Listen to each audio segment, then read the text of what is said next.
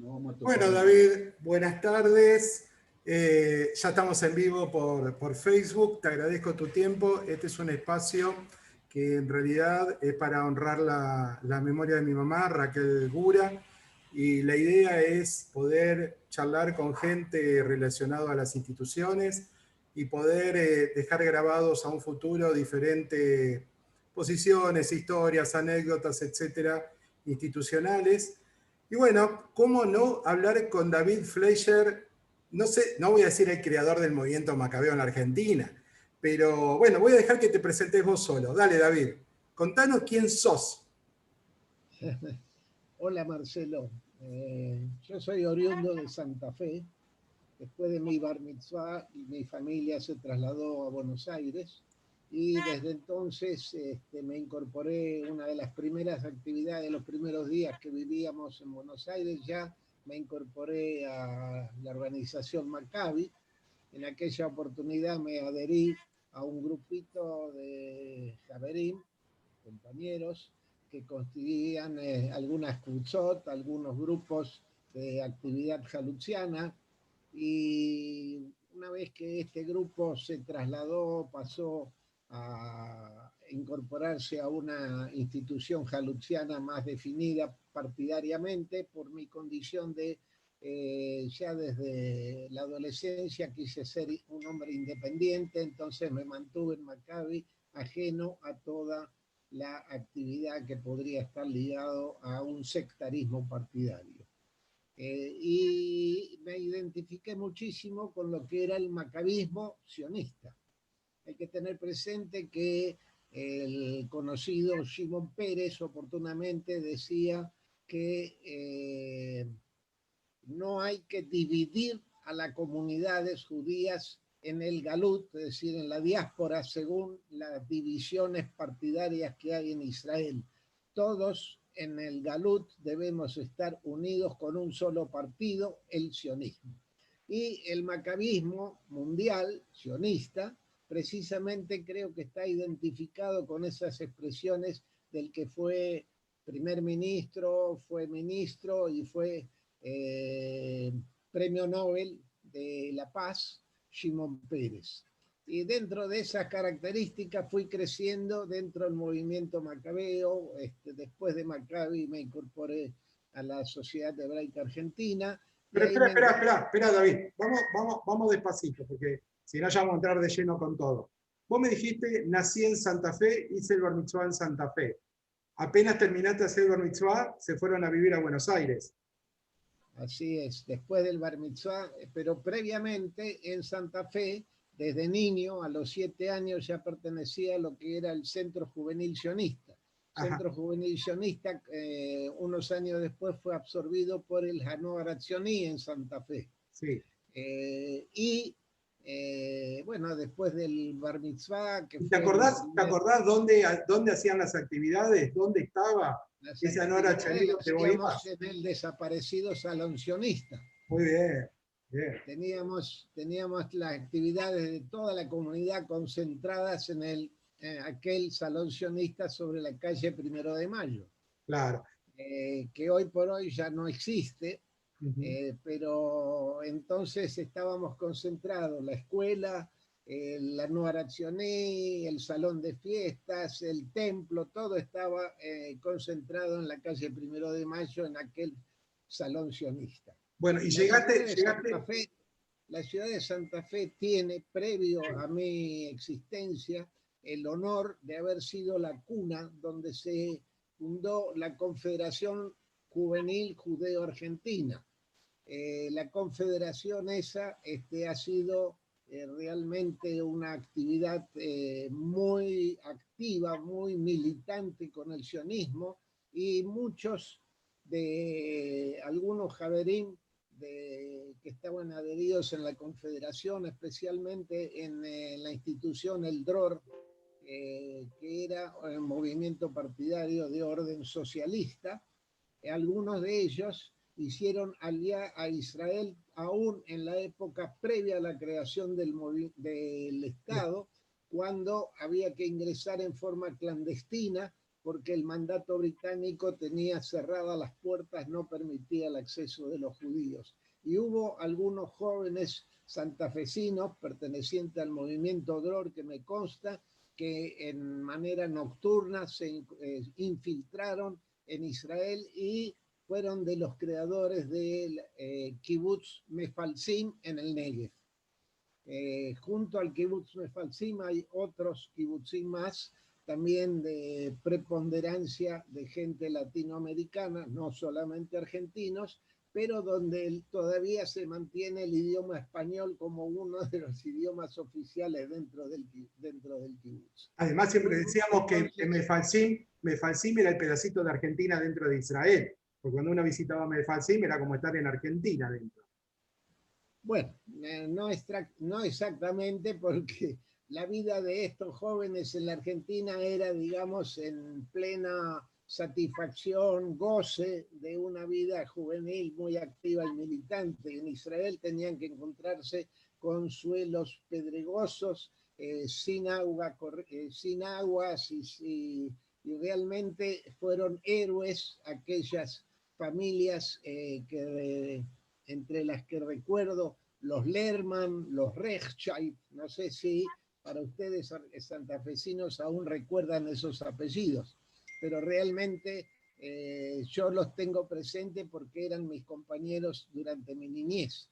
Cuando Claro. me trasladé a Buenos Aires, con la familia, obviamente ya me encontré con una situación totalmente distinta, una comunidad con instituciones de mayor envergadura, con idiomas o lunfardos muy distintos a los que nosotros estábamos acostumbrados durante nuestra infancia en Santa Fe.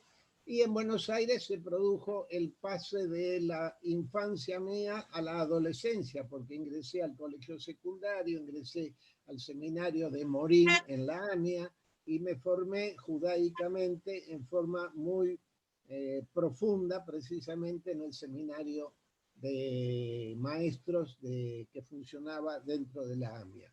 Quiero volver a la Confederación Juvenil Sionista que vos comentabas que se había fundado y se había creado en la ciudad de Santa Fe. ¿Qué recuerdos tenés de esa confederación? Porque la primera vez que escucho que Santa Fe es la cuna de una confederación juvenil judía sionista. Así que si me podés ampliar un poquito más, ¿qué te acordás de esa época? La asamblea de constitución de la Confederación Juvenil fue precisamente en la ciudad de Santa Fe.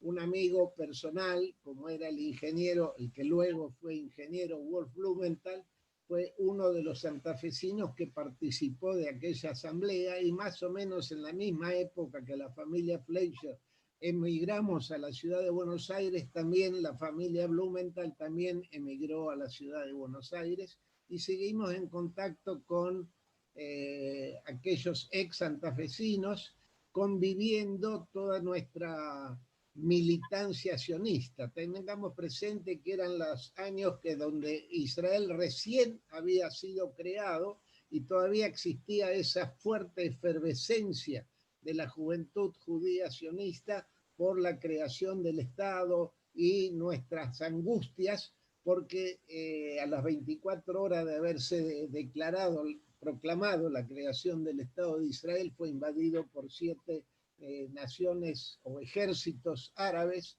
que lo que pensaban que en 24 horas iban a arrasar a los pocos judíos que vivían todavía ahí y iban a arrasar con el Estado de Israel, el cual se defendió con fuerte heroísmo y valentía y logró vencer a esos ejércitos árabes que habían invadido. Se dio una circunstancia histórica donde las Naciones Unidas habían definido de que lo que entonces era mandato británico sobre determinado sector, que lo llamaban Palestina, iban a subdividir en 2 estados, uno para los judíos y uno para los árabes. Los árabes rechazaron esa circunstancia porque reclamaban todas las tierras absolutamente para ellos, considerándose únicos históricamente propietarios de ese área. Y Israel tiene más que suficientes antecedentes históricos para fortalecer su razonamiento y lógica de pertenencia a la tierra de Eretz Israel. Perfecto. Me comentaste sobre la creación de la Confederación, vos ibas al Centro Sionista, al Centro Juventud Sionista, de calle 1 de Mayo. Hoy es el estacionamiento del supermercado Alvear, un supermercado enorme de Santa Fe que acaba de crecer, había adquirido los terrenos y ayer, antes de ayer, pasé por el lugar y vi que están finalizando y ese espacio se está transformando en un enorme estacionamiento. Ahora vos llegaste a Buenos Aires. Llegaste a Buenos Aires y me comentaste que estudiaste en el seminario de la AMIA, pero cuando te fuiste con 13, 14, 15 años, fuiste a hacer el secundario. ¿Dónde hiciste la escuela secundaria en Buenos Aires? En Buenos Aires la hice en un colegio Estrada. Un colegio público. Estrada, un colegio privado, porque cuando vinimos a Buenos Aires no había vacantes en los pocos colegios públicos, porque ya era una fecha donde estaba avanzada, pues estaba avanzado el año escolar o el año escolástico, y por consiguiente no me quedó otra alternativa que incorporarme inicialmente en un colegio privado donde sí tenían vacante para absorberme. Pero lo más importante en mi formación judaica fue los años que estuve en el seminario de Morín. ¿Ese seminario funcionaba dentro de AMIA? Exactamente. Había todo una planta del ex edificio de la AMIA donde funcionaba el seminario de Morín. Ahí tuve en ese seminario la oportunidad de conocer de niños, prácticamente yo tenía 14 y Heike, mi futura mujer, tenía 13 años, la conocí, me enamoré a primera vista, se puede decir, realmente, y vivimos enamorados toda nuestra vida. Lamentablemente hace un año ella ya partió y me dejó como herencia el compromiso de seguir trabajando para fortalecer la continuidad judaica. Sí, además de Heike Sincronal y Brajá, sabemos, y lo he constatado personalmente y los he visto, que toda tu militancia institucional comunitaria que nos tocó compartir a partir de FACMA, era encontrar los puntos en todas las actividades. Cuando vivimos una época donde las mujeres, por lo general, no acompañan a sus maridos, vos fuiste un bendecido de que tu mujer te ha acompañado a lo largo de toda esta vida en tu actividad institucional. Correcto, así es. Bueno, hemos convivido en el movimiento juvenil hebraísta, había una agrupación de hebreo hablantes.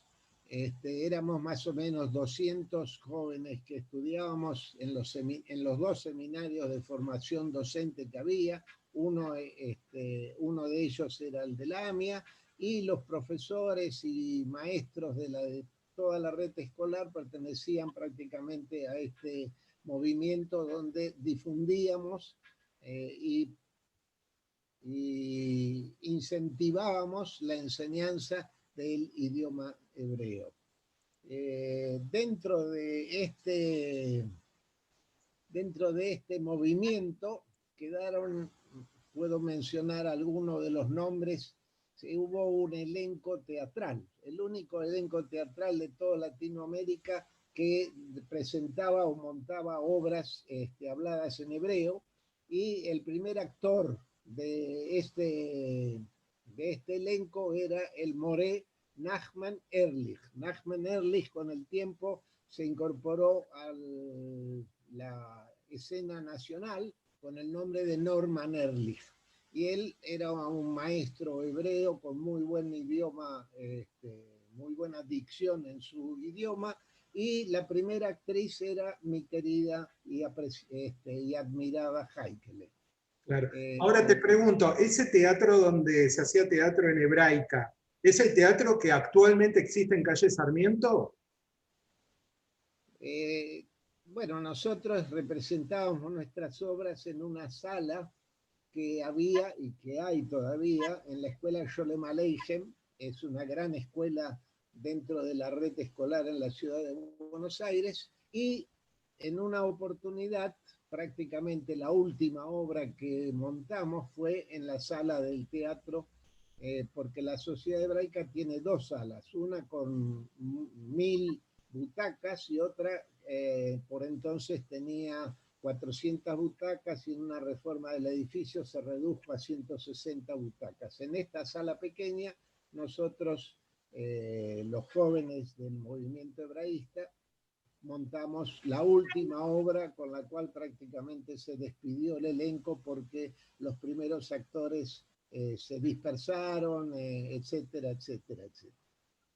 Bien, conozco, digamos, tu vigencia en Hebraica, tu actividad en Hebraica, por lo que hiciste durante tu época en Hebraica, pero ¿cómo llegaste a Hebraica y cómo llegaste a qué cargo, tu primer cargo en la comisión directiva de Hebraica?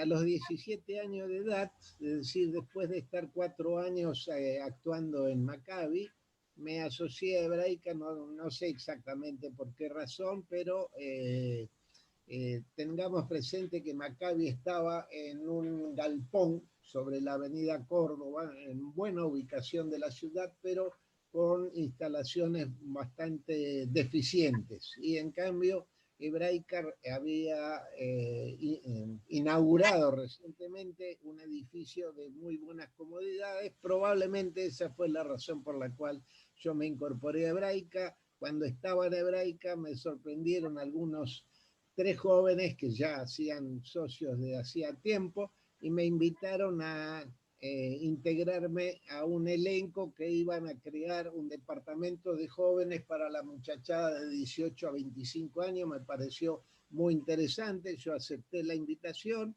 y me sorprendieron, me dijeron, bueno, te estamos hablando, David, para que vos lo organices. Y yo, muy sorprendido por esa circunstancia, le dije, muchachos, ustedes están hace años en la institución, yo todavía ni conozco a nadie. Dice, no, pero tenemos referencia en la Confederación Juvenil Sionista, ya nos dijeron de que vos sos práctico para liderar esta creación, esta que queremos. Y realmente, sí, es verdad, con muy buena gente, porque eran muchachos que tenían un muy buen nivel intelectual y formación judaica también, así que el Departamento de Jóvenes en la Sociedad Hebraica me proyectó a una situación donde los mayores, las autoridades mayores de la institución, reconocían en mí un joven líder, a tal punto que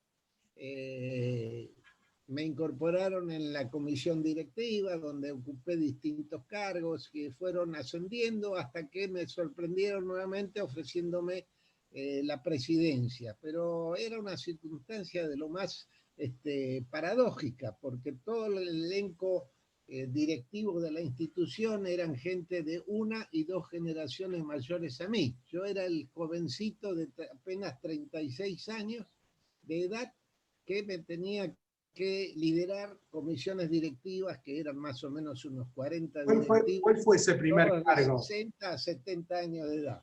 ¿Cuál fue ese primer cargo que tuviste? El primer cargo fue vocal, luego fui prosecretario. En la institución tenía ambiciones de desarrollo y de crecimiento, y el impulso de aquellos que nos entusiasmamos mucho con el desarrollo y el crecimiento institucional, apoyamos para que esto sea una realidad. En Hebraica tuve un ascenso, no se puede decir rápido, pero sorpresivo sí. En Hebraica tengo para contarte historias y anécdotas realmente muy, muy interesantes, muy interesantes. Estamos para escucharla, esa es la idea. Así que si querés contar alguna. Siempre la inquietud de Jaike y mía siempre ha sido fundamentalmente de fortalecer el segmento de jóvenes de 18 a 30 años solteros, porque es ahí donde está el momento vulnerable, donde se puede permanecer dentro de la comunidad o exiliarse de la comunidad. Me voy a referir en este aspecto a alguna observación. En general, las Keilot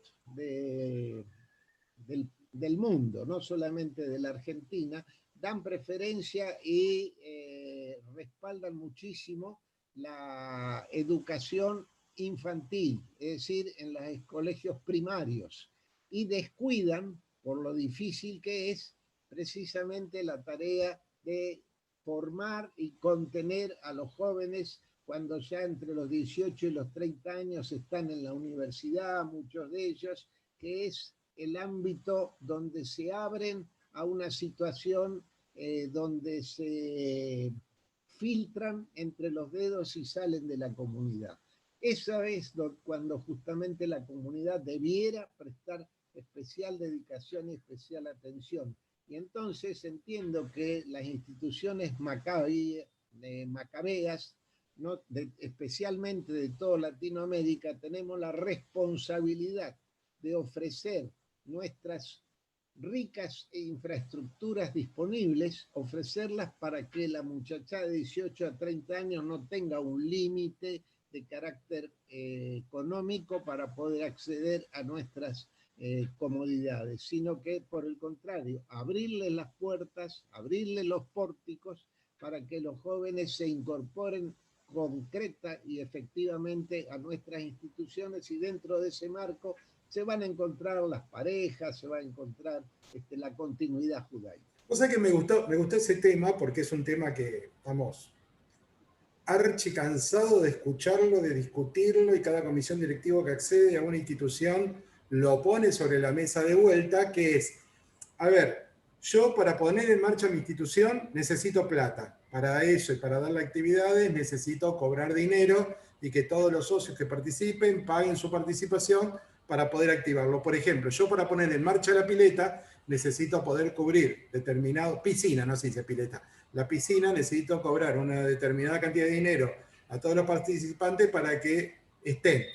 Ahora vienen los jóvenes y me dicen, pero nosotros no estamos en condiciones de abonar ese número porque somos estudiantes, porque todavía no estamos hechos. Es cierto que algunos sí, otros no, se mezcla todo un poco. Y ahí la comisión directiva se reúne y tiene que decidir, según tu punto de vista, ¿qué tenemos que hacer? Respetar al socio que está pagando su cuota, su pileta, su bono, su entrada, etcétera, y decirle a ese joven, no, mirá, si vos querés participar, tenés que hacerte cargo. O nosotros como comunidad tenemos que decir, no, miren, el socio tiene que pagar porque es la única manera de sostener esto. Pero ustedes, chicos, son bienvenidos, vengan, no se hagan ningún problema, pueden acceder a todos los servicios sin problemas. ¿Dónde nos paramos, David? La composición de cada comunidad es muy distinta. Por ejemplo, en Paraná tienen una composición donde la familia aporta según su situación económica, pero su aporte sirve para el uso de toda la comunidad. Entonces, la comisión responsable va a hacer la distribución pertinente para que cada actividad esté solventada en sus necesidades. Eso es Paraná, que es una circunstancia muy excepcional y muy distinta. Es decir, que cada comunidad tiene que encontrar la fórmula, pero es importante la continuidad judía, y es importante que en la institución no sea el tesorero el que imponga las situaciones, sino que la institución misma ha sido creada para fortalecer la continuidad judaica, y si la institución no cumple con sus metas, está socavando la continuidad judaica, precisamente ¿por qué? Porque se preocupa más por el aspecto económico que por el aspecto institucional, fundamentalmente. Entonces, cada institución tendrá que buscar su fórmula. Te quiero además informar de que hay entidades internacionales que justamente respaldan en la medida en que las instituciones lo tengan suficientemente justificado, respaldan a las entidades fundamentalmente de carácter de continuidad judaica. En hebreo el término es el hemshech de la comunidad.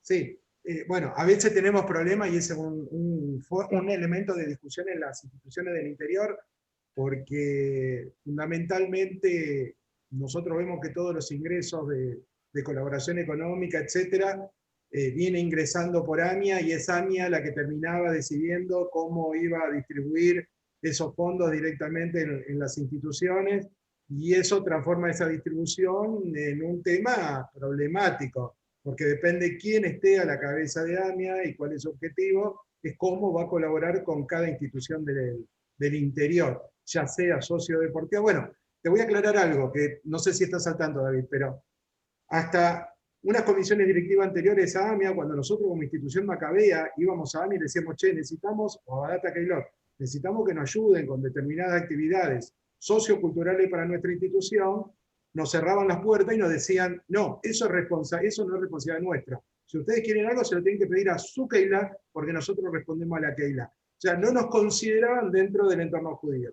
Eso cambió ahora con AMIA, con estas comisiones de AMIA, que hoy hay una participación directa entre AMIA y muchas de las sociodeportivas del interior. Por eso el tema de la ayuda hacia el interior de estas instituciones internacionales, que las conozco, pero muchas veces se ven frenadas porque no llegan a donde tienen que llegar, que son las instituciones que lo necesitan del interior, porque quedan en Buenos Aires. Lo que vos decís es correcto. Cuando yo estuve al frente de FACMA, es decir, fundé FACMA sobre la composición de instituciones adheridas a la ex-FAM. FAM era Federación Argentina Macabea, prácticamente solo se dedicaba a coordinar actividades deportivas, y yo logré en aquella oportunidad convencer al liderazgo de las instituciones hermanas macabeas de que necesitábamos una federación que tenga una proyección mayor, y entonces sobre las instituciones adheridas a FAM hemos refundado y creamos FACMA. Desde entonces estamos señalando precisamente que la composición de dirección de AMIA no está cubriendo no es equidistante sus aportes a las necesidades de la comunidad con exactitud, sino que tienen aportes discrecionales de acuerdo a quienes están al frente de la entidad. Y la AMIA pasó a ser prácticamente el monopolio o ministerio de finanzas de la comunidad. Y frente a esa realidad es imperioso que se conforme un liderazgo apartidario y que cumpla realmente las prioridades que la comunidad requiere. Bien. Me quedé con Hebraica y llegaste a la presidencia de Hebraica. Me quedó claro de que empezaste como vocal, fuiste prosecretario, ocupaste diferentes posiciones y llegaste a presidente de Hebraica. También lo sé, el cambio radical que sufrió Hebraica a partir de tu llegada a la presidencia, con una administración increíble que empezó a marcar el camino de la nueva Hebraica. Y como vos dijiste, estuviste en la creación de FACMA, que era agregar el espacio sociocultural que FAM no tenía, que era netamente deportivo, y empezar a transformarlo en realidad no una federación de clubes, sino en una federación de instituciones. Yo siempre digo que las nuestras son instituciones, no solamente clubes, porque guardan todo un espacio sociocultural que el resto de los clubes no tienen. Ahora bien, llegada a esta primera media hora de charla, uno de los objetivos de esta reunión tiene que ver con la creación de este movimiento macabeo, con la creación de una Hebraica, de un Maccabi, de una Coag, de un CISAB, y la situación en Argentina. ¿Cómo fue la creación de estas primeras instituciones en la República Argentina? Bueno, en el caso de Hebraica es probablemente de todas estas hermanas la más antigua, que estamos casi en el centenario de su fundación, fue fundada en el año 1926, con la fusión de 3 pequeños centros judíos juveniles que había en la ciudad de Buenos Aires, se fusionaron entre los 3 y el conocido escritor Alberto Berginov era uno de los fundadores y le sugirió el nombre de Sociedad Hebraica Argentina. A partir de ahí, también unos años después se creó Maccabi, unos años después se creó el Club Náutico Acoa. Cada una de estas instituciones fue creada porque había una voluntad de carácter juvenil judío de poder concentrarse y tener las propias instituciones. Al crearse estas instituciones se dio lugar a que había jóvenes judíos que estaban rechazados prácticamente en entidades deportivas de distintas características, precisamente eran rechazados por su pertenencia judaica. Entonces, al crearse estos marcos juveniles comunitarios, aquellos que tuvieron la oportunidad de dejar la insistencia de tratar de ingresar en clubes no judíos y se incorporaron. Es Vox Populi que el Club Náutico Acoa absorbió a jóvenes interesados en la práctica náutica y que eran rechazados en los clubes náuticos del Tigre. El Tigre es en el delta del Paraná, ¿sí? De la misma manera, al crearse en Hebraica rugby, es el único club judío donde se practica rugby, también vinieron algunos jóvenes que dejaron otros clubes porque se sentían muy incómodos frente a la presión que le ejercía precisamente por su condición judaica. Eso en el caso del golf, y en el caso del fútbol es muy notorio, es muy popular saber de qué manera se insulta a los jugadores del equipo de Atlanta, precisamente porque se da una circunstancia donde el estadio de Atlanta está en un barrio que era tradicionalmente judío, como es el barrio Villa Crespo en la ciudad de Buenos Aires. Y precisamente justamente tiene una cantidad de asociados judíos y es atacado por antisemitas que expresan desde la tribuna una actitud realmente deplorable. Pero con el tiempo, tengamos presente toda esa presión antisemita alimentada esencialmente en forma tradicional desde la Iglesia Católica. Cuando el Papa Juan XXIII, el que tenía, digamos, como sobrenombre el Papa Bueno, empezó a desarrollar una actividad en su corto papado, estuvo solamente 5 años al frente del Vaticano.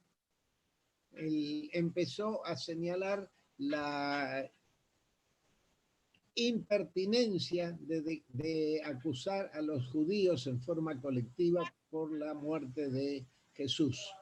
El que continuó, el sucesor de Juan Pablo, estableció en Nostra Aetate, que en latín quiere decir nuestros tiempos, señaló la disposición de anular de la liturgia católica todas las expresiones que acusaban al pueblo judío como responsable en forma colectiva por la muerte de Jesús.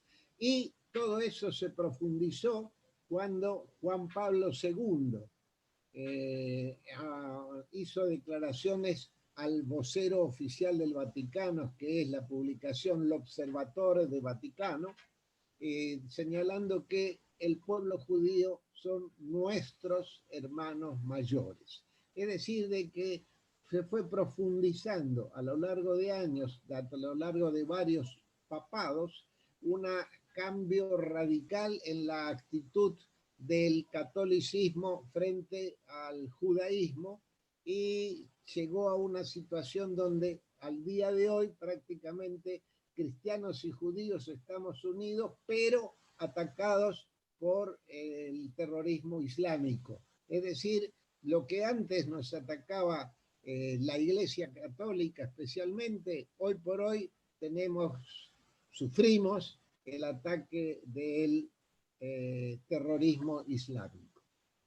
Sí, correcto. Vos sabés que acá en Santa Fe estuvo trabajando un tiempo largo como gerente del Banco Patagonia, Javier Berfiker, cuyo abuelo fue jugador de fútbol de River, inclusive participó en el seleccionado nacional de fútbol, pero fue apartado en la época del nazismo por hechos antisemitas, digamos, lo dejaron fuera del equipo, tuvo que salir del equipo de la selección y dejó de jugar en River, como uno de los ejemplos. Bueno, ahora el nieto está, uno de los nietos trabaja en, ¿cómo se llama? En el movimiento este de información Achada Sheini, uno de los nietos. Y el otro nieto es gerente del Banco Patagonia y ahora está en provincia de Buenos Aires. Pero me gustó que trajeras el tema del rugby, porque justamente Hebraica es el único club en Argentina que tiene rugby, pero creo que también ACOA, que es el único club judío, que tiene remo. Yo recuerdo cuando ustedes vinieron a las Macabiadas, ustedes cuando me refiero a las instituciones de Buenos Aires, que vino tanto ACOA como Hebraica con el rugby, y claro, no teníamos con quién hacerlos competir, porque en Santa Fe no había equipo judío de rugby y no teníamos equipo judío de remo. Entonces participaron en ese momento en el Club Regatas, se organizaron algunas competencias amateur, y lo llamativo es que era uno de los clubes que justamente no permitía judíos en sus filas en sus comienzos, en el comienzo del siglo. Lo mismo que el Rowing Club de Paraná y lo mismo que un montón de instituciones, como vos lo comentás. Ahora, es cierto lo que vos decís, que todo eso se fue acomodando y hoy en tiempo ya no se vive lo que vivían esos deportistas en ese momento. Pero ¿qué te causa leer que el capitán de rugby del equipo Los Pumas de rugby argentino, leer un tuit, o el capitán, o el tercer línea, o el segunda línea, yo no conozco mucho de rugby, pero escriba con palabras, frases antisemitas en un tuit que también fue hace 8 años? Pero bueno, 8 años, tenían 20 años los pibes, no eran adolescentes o chiquitos de 4 o 5 años. ¿Qué te causó todo eso? Además de haber presidido la Hebraica, cuando yo ya prácticamente pensé de que había terminado mi actividad comunitaria, me ofrecieron que presida el Museo de la Shoah. Y acepté, priorizando la consideración de que debía un homenaje a la memoria de la familia Fleischer, de la familia Bluth, de la familia Saposnik, que habían sido vilmente asesinados por el nazismo en Europa. Entonces me presté para esta circunstancia y desde la presidencia del Museo de la Shoah tuve que interpretar una cantidad de acciones antisemitas que ocurrieron. Por ejemplo, te cuento la anécdota: en la ciudad de San Luis habíamos montado una muestra sobre la historia vigente de Ana Frank. Y hubo algunos jovencitos que vinieron y provocaron algún incidente, absolutamente expresando su antisemitismo, y provocaron a los guías voluntarios que estaban atendiendo la muestra. La reacción mía en ese momento fue: estos jovencitos imberbes necesitan ser educados, nadie se preocupó por su formación. ¿Cómo ocurre con estos rugbyers?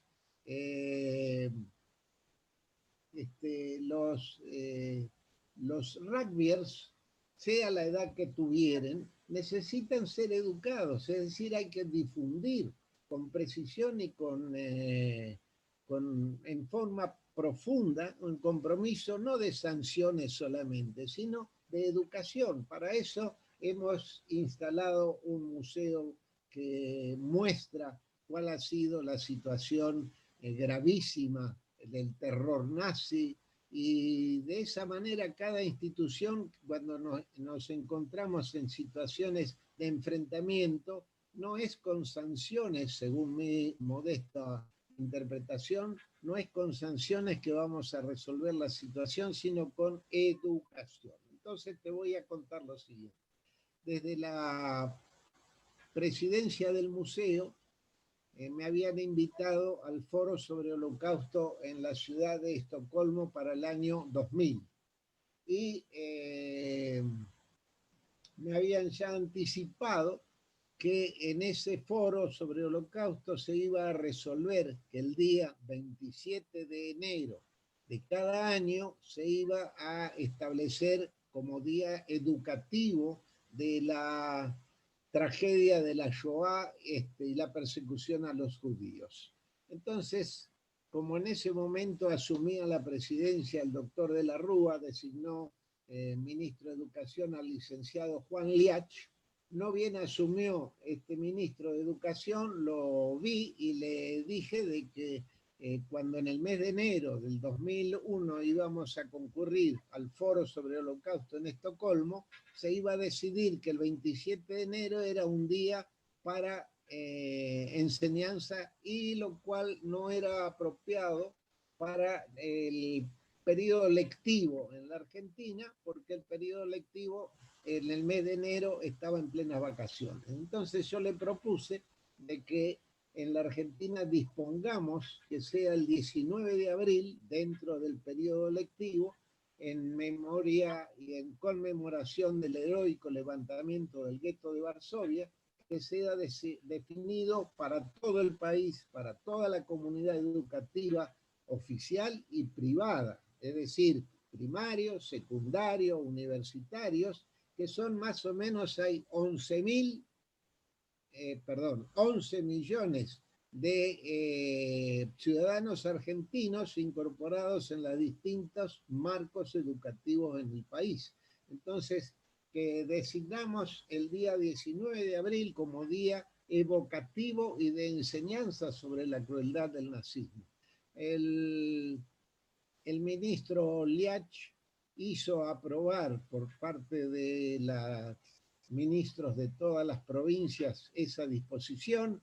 El expresidente de la Rúa lo anunció en el Congreso Mundial, o en el Foro Mundial que hubo en la ciudad de Estocolmo, en Suecia, y de esa manera se oficializó un compromiso nacional de enseñar sobre la crueldad nazi. Ahora bien, siempre tiene que haber quien motorice eso, porque la disposición existe, la ley está establecida, la resolución del ministerio está formalizada, pero tiene que haber quienes lo empujen, y en algunas provincias hay quienes se están preocupando y ocupando de esa tarea. Es decir, es difusión, es educación, es enseñanza, porque los muchachos rugbyers que se han expresado en forma antisemita en su momento, recibieron instrucciones en ese aspecto. Ellos no es que nacieron antisemitas, se formaron como tales a través de la enseñanza que recibieron, algunos del púlpito en la iglesia, algunos simplemente por otras vías, y nosotros tenemos que combatirlo con educación, con enseñanza, con la historia. La historia en este momento, digamos, el futuro necesita de la memoria, y la memoria tenemos que difundirla en forma amplia al todo el país, y para eso el Museo de la Shoah incluso actúa más allá de nuestras mismas fronteras. Bien, me parece bien, y yo creo que es así, y que las provincias están trabajando justamente el tema de Shoah con los ministerios de educación.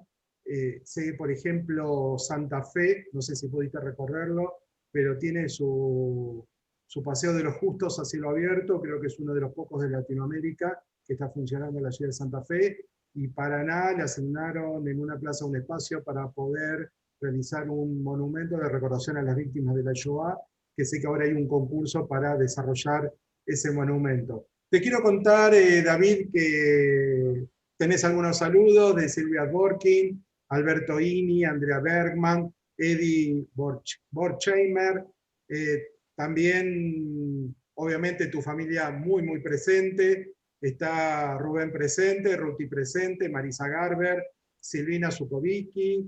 Silvina dice, qué maravilla escuchar tanta sabiduría y relatos súper interesantes. También está Isaac, y desde Santa Fe nos está mirando Carolina, que está junto con su papá, con Lupo Fleischer, que se fue especialmente a Santa Fe porque Lupo está en su departamento cuidándose del COVID, así que Carolina se fue del camping de Maccabi a la casa para que Lupo pueda estar viendo esta charla, esta conversación. La verdad que es sumamente interesante, súper interesante el recorrido, como dije, presidente de Hebraica, creador de FACMA, la Federación Argentina de Centros Comunitarios Macabeos, también presidente del Museo de la Shoah, y por el movimiento macabeo recibiste uno de los premios más importantes que puede recibir un macabeo en el mundo, que es Shakir Macabeá. ¿Cómo fue esa entrega? ¿Tuviste la oportunidad de ir con tu señora? ¿Cómo fue ese momento, esa oportunidad de recibir ese premio? Bueno, es el galardón máximo que el movimiento macabeo mundial le otorga a 10 miembros cada 4 años. Es decir, en forma paralela con las macabeadas mundiales se hace un acto de selección a 10 o dirigentes o intelectuales o deportistas destacados de ese periodo. Yo tuve ese honor hace unos pocos años de que en una sala teatral en la ciudad de Tel Aviv he sido convocado y me han otorgado este Yakir Maccabi, en hebreo quiere decir querido Macabeo, y bueno, es un galardón que vamos a decir es un mimo que lo tomo como tal en atención a los años dedicados fundamentalmente al desarrollo, crecimiento y éxito del movimiento Maccabi. Tengamos presente, Marcelo, que yo soy consciente de la responsabilidad que tenemos quienes vivimos en el área del Gran Buenos Aires. La responsabilidad judaica de quienes vivimos acá, porque en la ciudad de Buenos Aires y alrededores se concentra el 40% de toda la población judía de toda Latinoamérica. Es decir, casi la mitad de los judíos de todo el continente latinoamericano vivimos alrededor de la avenida General Paz que rodea la ciudad y algunos kilómetros hacia afuera. Y dentro de estas características, más que derechos, nosotros tenemos la obligación de poder sentar las bases de una actividad de continuidad judaica. Y de lo que nosotros podemos generar, de lo que podemos crear en nuestras instituciones, que son instituciones macabeas madre, las demás del continente nos miran, nos copian por suerte y algunas incluso superan nuestra calidad de actividades. Cuando estuve al frente de FACMA y luego de la Confederación Latinoamericana Maccabi, es decir, CLAM, me preocupaba, será por mi origen o pues, mi origen de la provincia, mi origen provinciano, me preocupaba de qué manera poder dar una mano a las instituciones del interior. Y en aquella oportunidad desarrollamos un campamento para juveniles de 15 a 20 años en la ciudad de Colonia, Uruguay, a donde concurrieron jovencitos de distintas localidades del interior que tuvieron la oportunidad de verse entre sí durante 15 días en ese campamento y que creo de que es un proyecto, no un proyecto, sino un programa que debiera repetirse. Luego, otra de las actividades, cuando yo estaba en la presidencia de Hebraica, está la ciudad de Concepción del Uruguay. Concepción del Uruguay está a 200 kilómetros de la capital federal, pero a 150 kilómetros de la localidad de Pilar, donde Hebraica tenemos nuestro centro deportivo o nuestro club deportivo. Y hemos acordado que los jovencitos de Concepción del Uruguay, de la comunidad, pueden acceder sin cargos los sábados y domingos a nuestro country club en Pilar, para que ya vayan creando relaciones amistosas con sus pares de porteños, porque una vez que terminan el colegio secundario van a incorporarse en Buenos Aires como estudiantes universitarios. Entonces ya le estamos abriendo las puertas para que no se nos vayan de la comunidad, precisamente para contenerlos. Y como ese, una cantidad de otros programas donde tratamos de esencialmente asegurarnos la presencia en la comunidad de la muchachada en la franja juvenil que ya me escuchaste hablar reiteradamente sobre el tema. Bueno, la verdad que es muy interesante la charla, ya vamos a comenzar a finalizar, son las 7:10 de la tarde. Sandra Rothman, te mando un beso grande. Mario Armando Schwartz dice, en Hebraica hace muchos años en partidos de rugby hubo agresiones verbales en los partidos, otros clubes cuando yo era profesor de hockey en Hebraica me llegaban los comentarios. Bueno, son algunos comentarios de la gente que nos está viendo este live, y obviamente compartimos que obviamente, el crecimiento de los clubes macabeos hace varias décadas tenía que ver con la posibilidad de que los chicos estén en un espacio donde puedan desarrollar su actividad deportiva sin sentirse discriminados, y que esa situación fue cambiando muchísimo, y hoy que muchos deportistas de la comunidad están integrados al deporte nacional e internacional. David, de mi parte solamente resta agradecer tu tiempo, el de Yossi, que sé que te está ayudando con esta tarea. Sé que está de paseo y visitándote, el resto de la familia te está viendo por el Facebook Live, y como siempre es un placer escucharte, sos una memoria viva, tremenda, y lo disfruté muchísimo, lo disfruté muchísimo. Muchísimas gracias por este espacio. Solamente me queda agradecimiento para vos.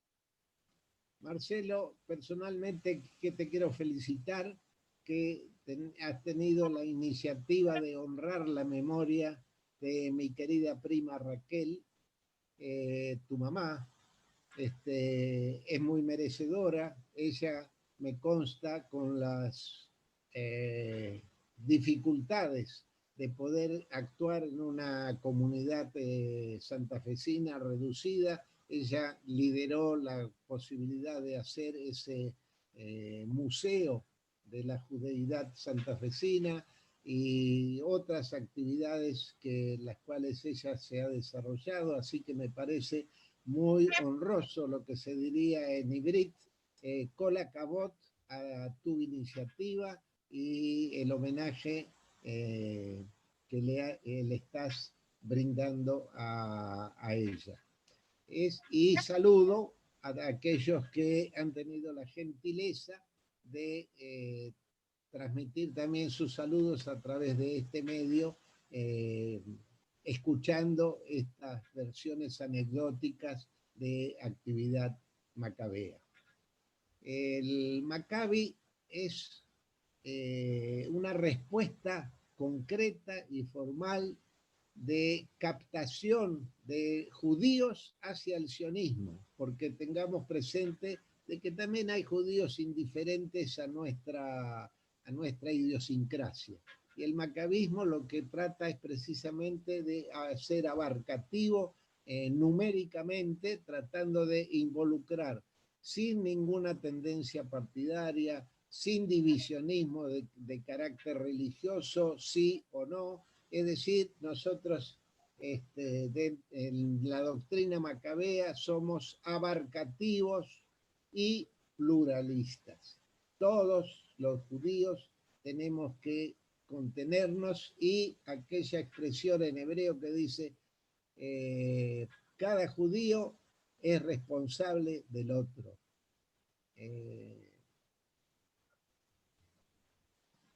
Bueno, Y bueno.